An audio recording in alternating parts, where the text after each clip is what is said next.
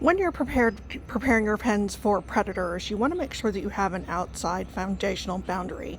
In this case, we use pavers, but oftentimes I recommend burying at least some form of wire underneath the dirt, so that predators, if they try to dig, they can't get in there. And you should usually do 2 to 3 feet out, because that's where their body's going to live.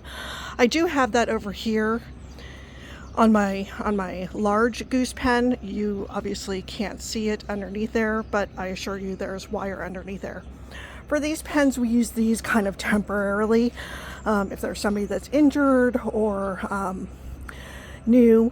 So we just did a couple of the pavers, and this is sufficient enough so they really just can't get right up against the fence. But the other thing that I recommend is with chain link.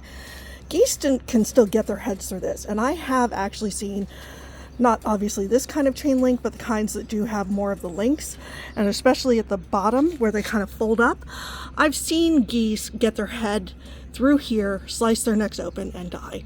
So I recommend always putting chicken wire in there. Typically, I'm not sure why we didn't do it in this pen, maybe because that's the inside panel. But I normally recommend doing it on the outside so that predators can't push their way in. So this alleviates the problem of predators pushing their way in through here and underneath the dirt.